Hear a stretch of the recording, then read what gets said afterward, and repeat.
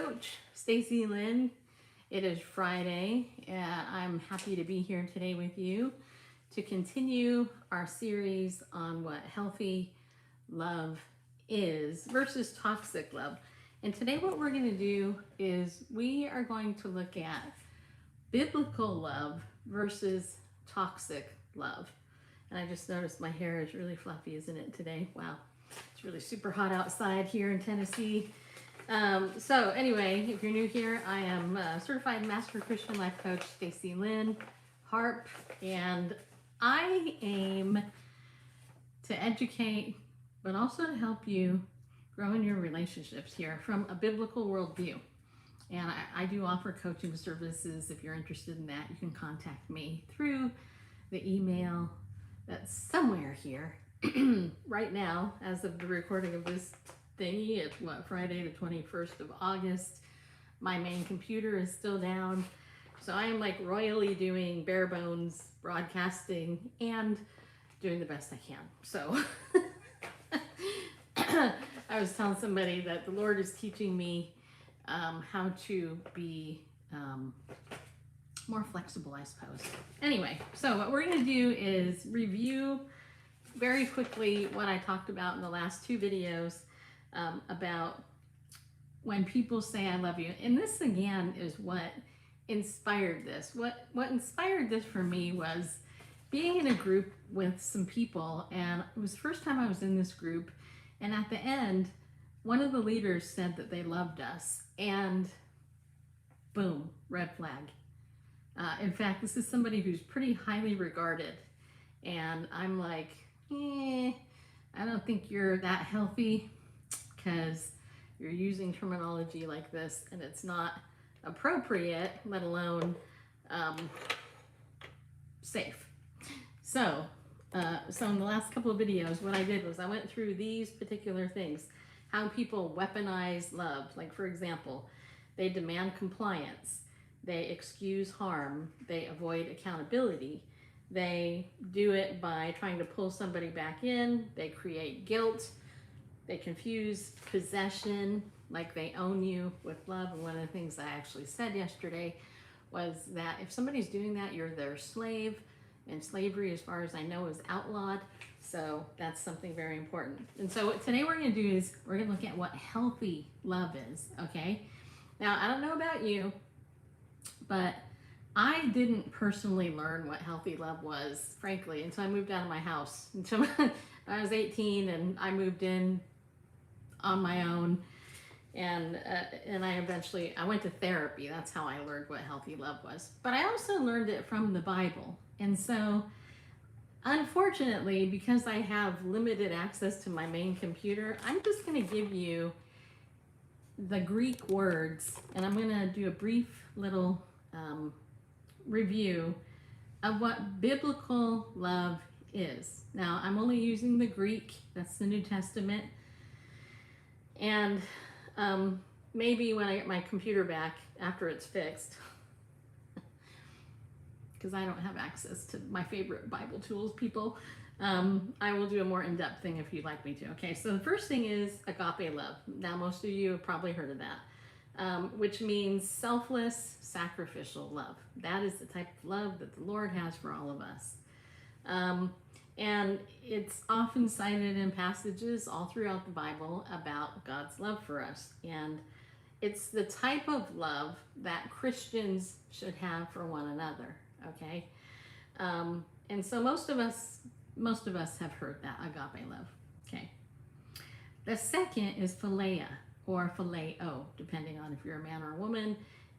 And what that refers to is brotherly love. That's where we get the city, that's where we get the Philadelphia, right? So it's phileo love, brotherly love, or deep friendship. And it shows up in the context of mutual affection between believers. I see a question here. How would you define the term Christian? Well, I'll get to that soon. All right. Okay. So that is the, just got to remind me though, because I'm going to finish this first. So I don't get sidetracked because I'm like, squirrel. Okay. I will forget. Okay.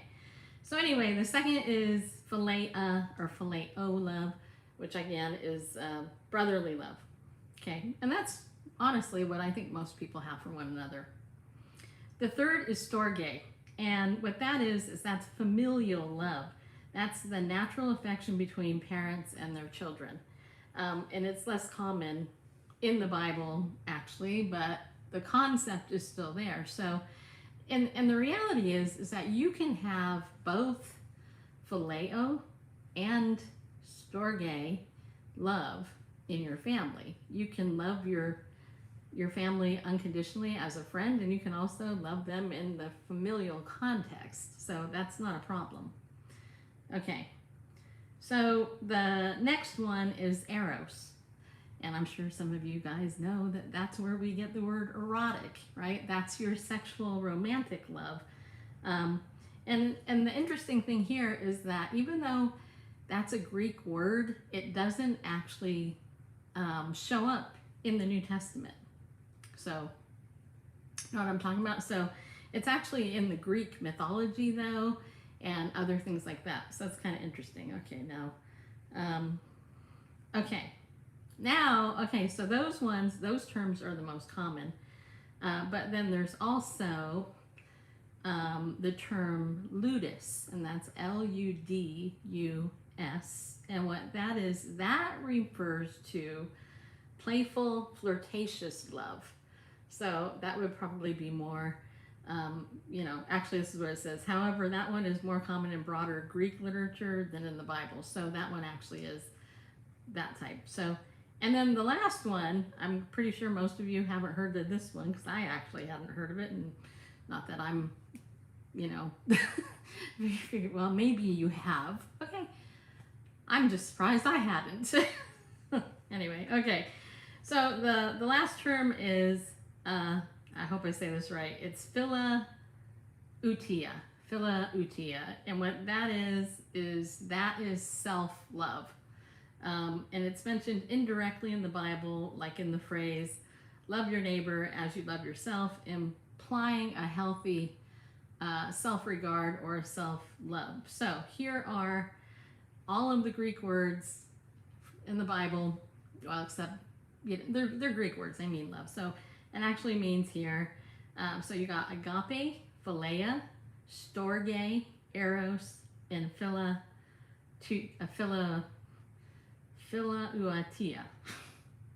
I guess. I don't know, people. I don't know Greek. But anyway, all of these are used equally or explicitly in biblical texts, but those are the 5 main Greek concepts of love. So again, agape is selfless, sacrificial love, like God shows to humanity. Philia is affectionate, brotherly love. Storge is your natural family love. Eros is romantic. And philautia, I guess that's how you say it, is self-love. So, the Bible is very clear about loving your neighbor as you love yourself. And if you don't have a good relationship with yourself and you don't love yourself, then it's often very difficult to love your neighbor. And you can really see, or at least I can, if you observe people in their relationships and they're always toxic and whining about things, then you already know that person they don't have a healthy self-regard or a healthy love for themselves. And you can hear it in how people talk. Just pay attention to that. All right, so today I also want to share, let me look here at the comments before I get in this one last thingy. So let's see if I can see anything. Okay. So question, how would you define the term Christian? All right, if you're still there, Judah's Griffith. How I define it is you're a follower of Christ. It actually means little Christ. That's actually technically what it means. And a Christian is someone who is a disciple of Christ. It's a follower of Christ, which frankly, most people who say they're Christians, they don't follow Christ. They don't even look at what he has to say. I gotta find this chat again. Let's see here. Hello, girl from Mother Russia. Well, hello. Nice to see you over there in Russia. You know what? I remember when the wall fell, so I'm that old. So that's pretty cool. And let's see, what's the last one? She's looking for a Muslim boyfriend. See that ring, dude? I've been married 34 years, so I'm not looking for any boyfriend. All right, so now let's go ahead and look. I can't believe I've been married 34 years, man. If you missed that video with me and my husband talking about what we've learned in 34 years of marriage, you should check it out. It's a couple of videos before this one. Okay, so now let's talk a little bit about what healthy love actually looks like. So, for example, so I'm just going to read my little chart here that I made. Love in action, okay? So that would be somebody who can respect the word no, okay? So, and that means just that. In fact, here's something I will tell you. It's a secret. I'll tell you a secret. If you can't say no, you don't have boundaries, period. You know, because what happens is if you are somebody who always says yes, what that means is you are trying to manage other people's emotions. That's actually what it means. It means that you are trying to manage other people's disappointment. You're a control freak if you can't say no. Bottom line. So one of the best things that you can actually learn is to say no. And I will give you a challenge. My challenge to you is I want you to think of something this week, minor, to say no to. I don't know what. Like, I don't know. Let's say you go to a fast food drive-through or something, and they say, "Hey, would you like to round up your ticket to donate to the orphans over in Japan somewhere or whatever?" Whatever. They always do this. All you gotta do is say no thanks. Nope. I mean, what are they gonna do to you if you don't?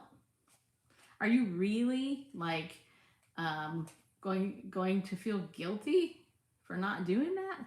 Are you really gonna feel guilty? In fact, this is something that it's fun to think about.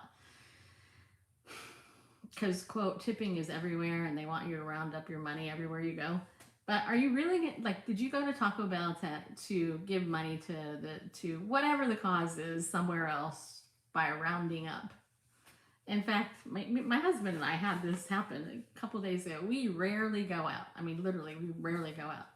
And for our anniversary, we actually went to Taco Bell at one point, and at the end of the thing, they rang up the meal, and the woman said, "Would you like to round up your order for give the rest to whatever the heck?" And I sat there, I was in the passenger seat, and I'm like, "Nope." I didn't come here to Taco Bell to round up to give money to whatever the charity was. And my husband, he goes, "Yeah, sure, go ahead." And I'm like, "Really?" and anyway, and so as we were driving forward to the window, I said to my husband, I said, like, "Well, how much was it?" He goes, "It was 6 cents." And I said, "Oh, okay, it was just 6 cents." But if you think about it, you have, let's say, 500 to 1,000 customers. That's probably, I don't even know if that's high or low, but you have these people coming through your drive-through every day, and you're rounding up 20 cents here, 15 cents here, 6 cents here, $1 here, or whatever. That adds up, which is why they do it. But my point is it doesn't reflect on whether or not you're truly generous or not. It's an issue of whether or not you can say no. Can you just say no? Right? I mean, when I was growing up in the 80s, Nancy Reagan was the first lady under Ronald Reagan. And she had this big campaign, just say no. Just say no to drugs, people. Just say no. And I mean, I grew up with that. Just say no.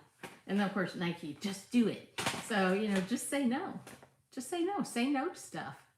You know, who cares what happens? Especially in that type of situation where it's like this social pressure to do something that you don't want to do. Healthy people can say no. Unhealthy people end up becoming resentful and in some cases abusive towards other people. Well, I mean, unhealthy people usually are, you know, abusive and stuff. But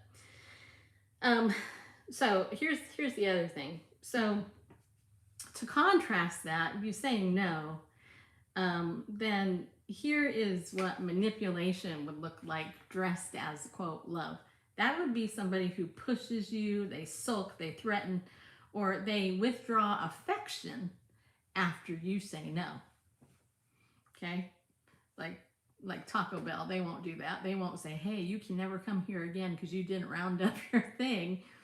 But in a relationship, you know, people will pout, they'll sulk, they'll like, well, you didn't do this, and they'll give you the silent treatment. By the way, the silent treatment is one of the most vicious things somebody can do to you. It's vicious. It's truly vicious, and I understand because I was, you know, I grew up with it, so I get that. But that's very abusive and it's manipulative because, you know, somebody's gonna pout until you give them their way because you said no. That's being manipulative. Healthy people can go, oh, okay, I get it. And maybe you'll feel mad, but you know what? Build a bridge again over it because you don't always get what you want. And this is honestly, I can just get on my little thing here, but this is one of the things that maybe because I'm older now, I'm almost 60. I look at the generation behind me that was given a trophy for everything, and I will tell you personally, one of the things that fries me. Let me know in the comments if this irks you too. But one of the things that bothers me, and it has bothered me for a very long time, is kindergarten graduations. People, when I grew up, you got to wear the cap and the gown when you graduated from high school. That was it. Da, da, da, da, da, da, da, da, da, da. You know, you're wearing the cap and gown because you graduated high school. Who in the world decided that they were going to institute little graduation caps and gowns for kindergartners? Okay, that just irritates me. That's just one of my pet peeves. But, and I think I saw a comment. It's really hard for me to see this, you guys. So I'm trying to see. Hey, Stacy, hugs from Colorado. All right, you from the West. Hey. And by the way, I hope you saw my other comment because I just saw it literally yesterday. But anyway, and then this other thing about the whole trophy thing, right? You have to reward everybody and give them all a trophy. Why? In fact, let me tell you something. I'm just going to put my paper down just for a minute. Why? It started with everyone owes me society. Yeah, I think so. I would agree with that. It's like, but the fruit of it, this is the fruit. The fruit is you have people who cannot tolerate healthy boundaries. You have people who can't accept no. If you can't accept no, then you're essentially, okay, I'm just going to say it. I'll be my age. I don't want to impugn everybody. Some people appear to be toddlers, okay? They're toddlers. They throw a fit if you say no. So then you just picture them wearing diapers and throwing a big fit. You know, they have a binky or whatever.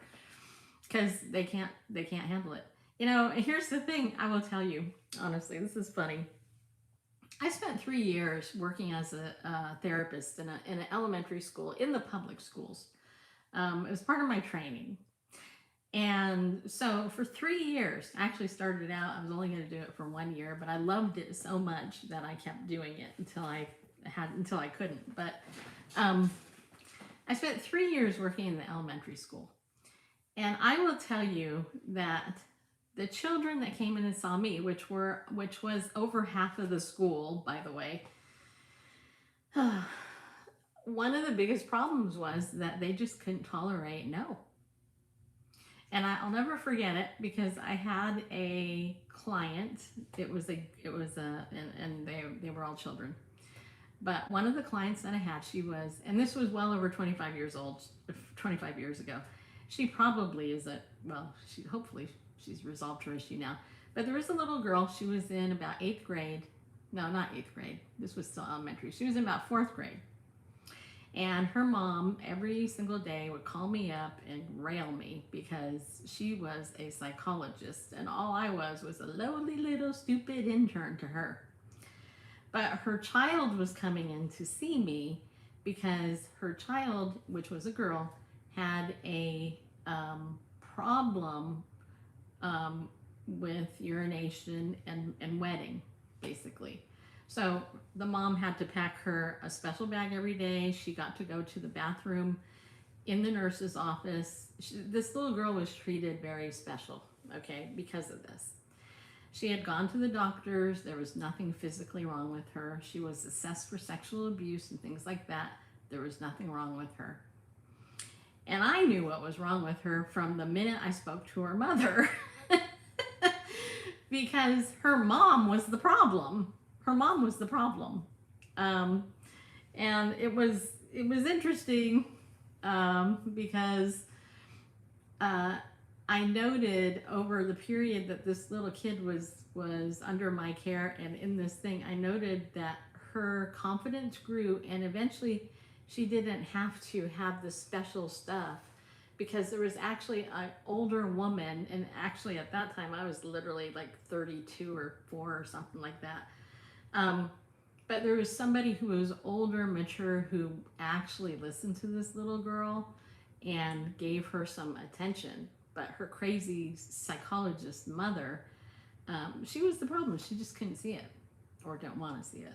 I really feel bad for that girl. I hope that she got the help that she needs, and hopefully she sees her mom now for who she was, because whatever, that's just irritation of mine. All right, anyway. All right, now let me say one other thing. Love in action. Okay, so this is a big one. Love in action would be somebody who can take responsibility without excuses. If you are a person that creates a problem, or you have an issue and you did something wrong, a mature, healthy way to communicate it is you take responsibility. Own up. You know, I will tell you, I will just also tell you this. I spent so much of my training as a therapist, which I don't do today, but one of the big things I learned working with alcoholics and drug addicts and in domestic violence shelters is that the people that got better were the people who took responsibility. You know, and if you've ever known somebody who is a recovered alcoholic or drug addict, you know, they get the chips, they go to the meetings and all that, you'll see that those people who recover are those people who take responsibility. They don't give excuses. On the other hand, somebody who is manipulative in these situations, what happens is they will explain away the harm that they did to you, and then they'll blame you. They'll blame you. And yet, under the guise of, quote, love, you know, they expect you to do their bidding, which is manipulative. So here's the other thing, too, people have to understand. And this is something that has taken me years to develop, because what happens when you've been victimized by people and you've been manipulated under the guise of love is you eventually you stop listening to your intuition. In fact, yesterday I was in a meeting, and one of the exercises in this meeting was to make a list of, and this is kind of off the topic in a way, but it was make a list of when you knew something was true and you listened to your gut about it, you know. And I thought about it literally for 5 minutes. That's how long the exercise was. And I thought, this is easy. I made a list of like 8 things or something. And like about half of them were good. Like when I listened to my gut and I knew something was good. And then the other half were, yep, I was right about that. I was right about that. I was right about that. And I'll tell you this, for women in particular, you know, we often hear women's intuition. Women do have intuition that men don't have. But everybody has a gut, okay? Everybody does. Everybody has a gut. Everybody has an intuition. But women really do have more of an intuition, in my mind, than men. And I just say that based on the fact that I've been married to a guy for 34 years now. Next year, 35. Can't wait. But in the beginning of my marriage, you know, I would tell my husband something. I would say, you know, honey, blah, blah, blah, blah. And he'd be like, what? What are you talking about? And I would tell him, honey, really, this, like for example, there was a woman at church this one time. This woman liked my husband, and she wanted to spend time with my husband. She would ask him for rides in the car and all this other stuff. And I eventually, I told my husband, I said, look, this woman likes you. I don't want you giving her a ride home. Have her find some woman that she can give her a ride somewhere. And at first, Randall was kind of like, whatever, but then over time, he began to see that my gut was right about things. And it usually is 99% of the time. Today I can tell just like that. Yeah, actually our actual anniversary was last Saturday on the 15th. So I have to wait another year for my coming anniversary, but thank you. And if you want to watch a video of me and Randall, it's like a couple of videos down. You can check it out. What we did was we wrote down 5 questions ahead of time we were going to ask each other, and then we did it. So some of you might find it interesting. Some of you might find it snoozeville. But anyway, back to the gut thing. If you feel something and you suspect something, there's usually something, right? But if you've been victimized in some way, that can often get screwed up with, because that's what these toxic folks do. They screw with it. And so over time, though, you can get it back, and that's a good thing. So let me see here. I have one other thing here. I want to read this. All right, I will sum this up this way. There's a lot of this. By the way, if you're watching and you like this, please hit thumbs up if you don't mind. And hit subscribe. But even more than that, I don't really care about all that really as much as if you just listen. I am getting excited. I'm almost monetized, so you guys just keep listening, people. All right, so I'm going to sum this up with this. The heart of this is love. Love is demonstrated not by intensity of words, but by consistent respect, accountability, safety, and freedom. If you are in a relationship and somebody says that they love you, guess what? They will put aside the language and they will show it to you by how they treat you, right? And they will respect you. They'll be accountable with need be. You will be safe and you will have freedom. And I'm going to tell you something. Here is a really super great, awesome litmus test that you can try. And that is this. The next time you're in a situation where somebody tells you that they love you and you're like, wait a minute. I remember Coach Stacy Lynn said something about this. Here's the test. If what they're doing that's coupled with that love is something that Jesus would not do, guess what? It's manipulative love. You have to measure everything by how Jesus would act out and show you and demonstrate love as a believer, right? Jesus is our model. And what psychology doesn't teach you is what Jesus teaches you. Jesus is the model. If you want to look at a perfect man who happened to also be God, look at Jesus. Jesus loved people perfectly. He didn't manipulate them. He didn't judge them. He didn't abuse them in any way. He didn't expect things. He didn't get all upset when somebody did something. No. What he did was he loved them perfectly, and he modeled perfect love for them so that they could follow, and we, by extension, all these years later, could follow in his footsteps. And that's the most amazing thing about being a Christian to me, is that I have a God, and I worship a God who I know will never abuse me. His love for me is not toxic. His love for me is it's self-denying, it's sacrificial. Now, what this doesn't mean is that God lets me get away with stuff, because he doesn't. He does not let me get away with anything, in fact. Ask me how I know, people. You know, because I've had some, you know, God's had to do some disciplining of me.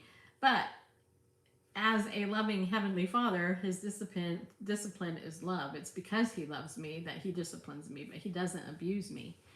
And what's sad and unfortunate today, and if I had my other computer working, I would totally go on a tirade on this and do a whole PowerPoint for it.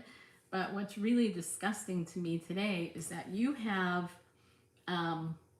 pastors, both men and women, today who are abusing the people in the church, and they're doing it under the guise of love. They are people who are evil, frankly. They're evil people. They are people who use coercive control to control people. They lie to people, they fleece them, they take money from them, they tickle ears, but they never draw people back to Christ, who is the one that can heal you and gives you everything that you need. And I know this from personal experience. You know, there is a but here, let me just say this, and then I'll end this. What I know is that God never lies. And if you can trust God, who never lies, and if that's your only relationship, you can be a healthy person. I know that for a fact, because that's how I've lived my life, and that's how God has healed me.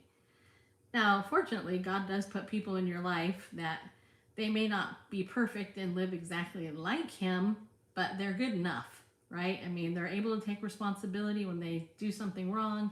They don't try to intentionally hurt you or manipulate you. They love you well, right? My friend Lisa, who, my friend Lisa not too long ago told me, she said, you know, there are a lot of careless people out there. Careless people are people who, they just don't think. You know, they might not be nefarious evildoers. They might not be malicious by nature, but they're just careless. They do dumb things, and they don't pay attention. Okay, that's not what I'm talking about. I'm talking about if you have a healthy relationship with somebody, and as I talked about a couple of videos ago, and you can repair whatever that situation is if something is off. I'll give you one example, and then I'll leave. Here's my example. And actually, if you have any questions, feel free to throw them up there. And if I can, I will give you my opinion, or whatever the question is. But many years ago, I had a gift given to me by a dear friend who somebody who was they just absolutely changed my life. They were one of my best friends. And I hadn't seen them in like 20 years. And I had a gift that they gave me, and I didn't think I'd ever see them again. And I was in a situation where I essentially was manipulated, just looking back. But I ended up giving this precious gift to somebody else. And then, as the Lord would have it, truly in a miraculous state, I ended up finding my friend that I hadn't seen in 20 years, and I reached out, and lo and behold, they answered the phone, which was a complete miracle, and we reconnected. And I actually feel like, and then I felt really bad because I had given this thing that she had given me to somebody else, which I never do, by the way. I was totally manipulated. Anyway, long story short, I told my friend. I just told her, I said, hey, I feel so bad. I love this gift that you gave me, and I was, and anyway, blah, blah, blah. And I asked that person if they could give me another one. And you know what they did? They bought me another one. And they said that they got it. They weren't even hurt by it. But they were like, hey, I get that stuff happened. You thought I was dead, It's like basically. Anyway, let me look at the comment. I think I saw something come in here.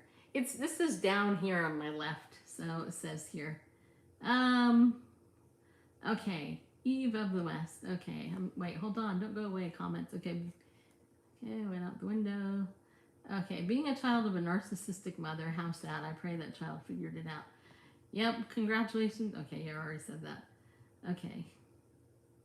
Thank you. Okay. Savannah, hi. Do you have a narcissistic mother? My mom was. I've been trying to actually figure out, to be honest with you. She was a narcissist. There's hands down on that, but she was also very sadistic. And recently, I was reading a book about psychopaths, and as I was reading through 30 different descriptions of a psychopath, my mom was in quite a few of those. Yeah. So my mother was. She could charm the pants off anybody. She knew how to manipulate and connive people. But she did it covertly. So I think my mom, if I had to diagnose or label my mother, I'd say she was a covert narcissist with psychopathic tendencies for sure. Okay. You're a young adult and your mother's a narcissist. Unfortunately, that sucks. I get it. Okay. And when people don't understand why you have problems with it. Right. And you know what's really interesting, Savannah, is I will tell you that I'll tell you where mine came out the most, okay? I'll just tell you a brief thumbnail here of what happened with my mom. My mom actually sold me to my uncle for sexual behaviors, okay? I mean, that's what she did, okay? In a nutshell. So there were, and she groomed me. She also told me she wished she never had a girl. She only wanted a boy. She had my hair cut off behind my back without me knowing about it. She lied to me about that. She did a whole bunch of crap. She frankly should have been thrown in jail for what she did. Without going into all my life story here. So not having a good mother can really impact you. But here's the other thing I want to tell you. Finding a good mother, finding a good role model, somebody who is normal and sane and not psychotic, can also be good, and you can get better. Oops, okay, let's see. Yeah. Oh, thank you guys. Yep. Well, my mom told me the same thing. She said she wished I was never born, and if abortion was legal, she would have killed me. I was born in 1968. Abortion became legal in 1973. So I just missed it. But you know what? In the end, God can redeem anything, right? In my story, how I actually came to the Lord was, and I love telling my testimony because it's such a testimony of what Christ does. You know, when I became a Christian, I was in high school. And my friend told me that Jesus loved me. And then I asked my mom if I could go to church, and she said no. I asked my mom for a Bible, and she said no. She told me that I joined a cult, and I'm like, how do I even join a cult? I mean, looking back now, I'm like, what? How could I wasn't even going to church, and my high school didn't have cults, just saying. Anyway, though, my friend Gail had to smuggle me a Bible, and she did, and I started reading the Bible, and I got radically saved. In fact, I will show you, the Bible that her grandmother gave was exactly this one, the Living Bible, which is a paraphrase, but hey, I was only in high school, I was a freshman. She gave me a copy of the Living Bible, and I devoured it, and it flipped my mother out. I became so radically zealous for the scripture and Jesus, I drove my mom crazy, and she just continued to abuse me. But you know what God did? This is the best part. Because the Lord came in, he gave me wisdom to turn my perpetrator in. And when that happened, my mom ended up meddling in that whole thing. My perpetrator got like 20 years in jail. And what happened was my mom forced me to recant. They dropped the charges against him and they let him out. Okay, so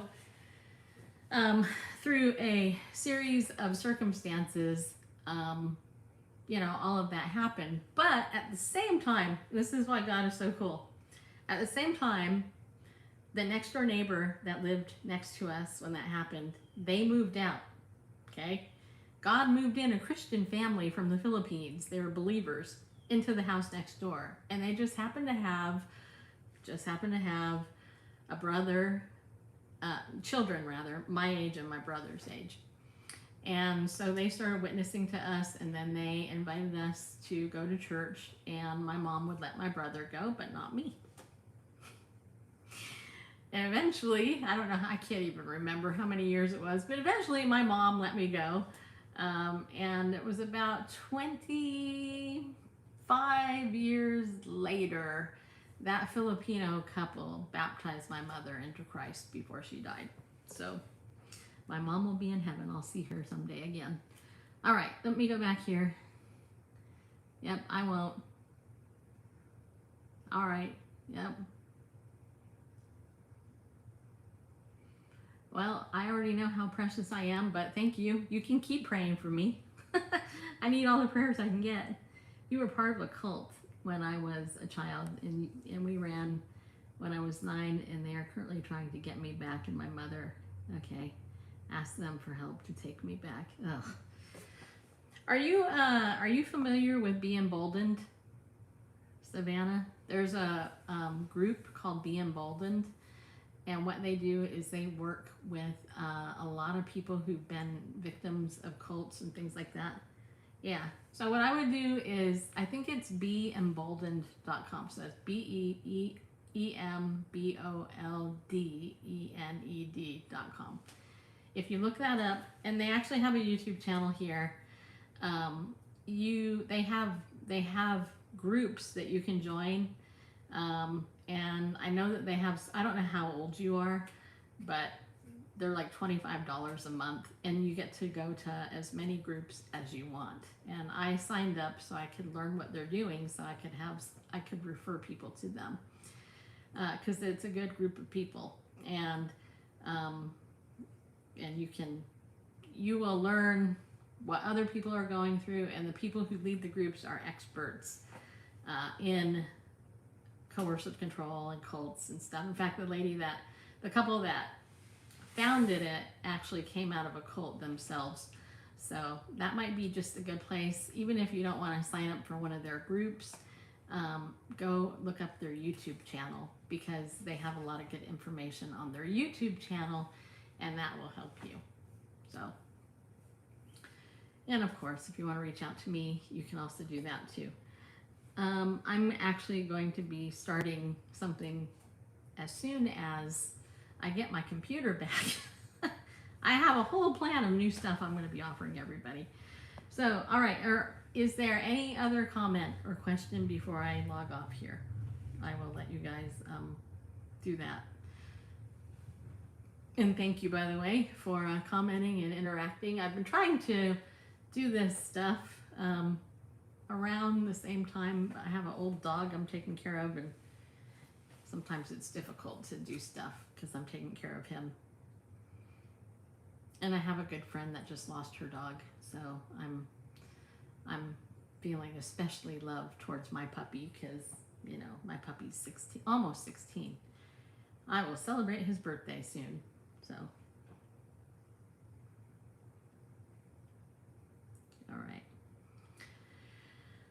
All right. Is there, I will ask you this, is there a topic that you would like me to address in a future video? That would be something I'd be interested in knowing. Because I will be, as soon as my computer gets fixed, which probably going to be another 2 weeks, it's my guess, I'm going to continue doing my study in Psalm 139. We're going to look at that in depth, and I think that study will definitely bless those of you who have never studied it in depth. I memorized that psalm many years ago, and it is a life-changing psalm, especially if you've had an abusive parent, like a lot of us have, unfortunately. So, I don't know what that happened there. I'm trying to see stuff here. Okay.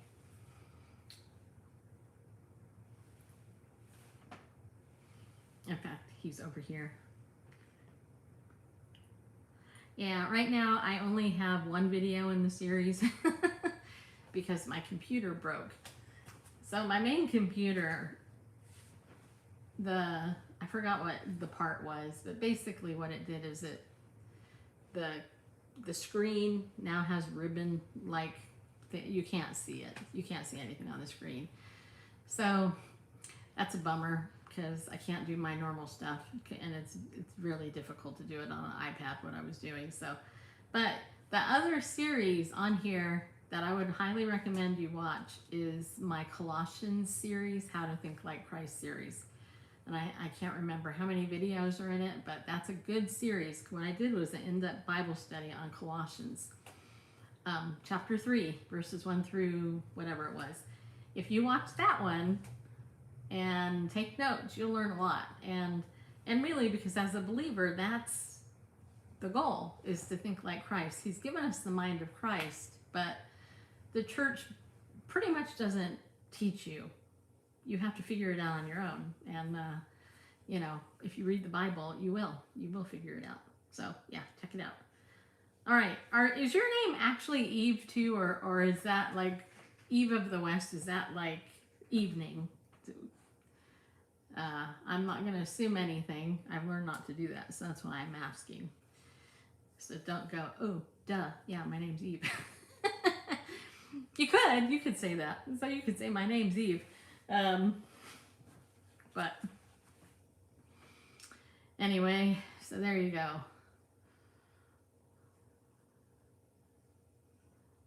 I'm actually just waiting for your response.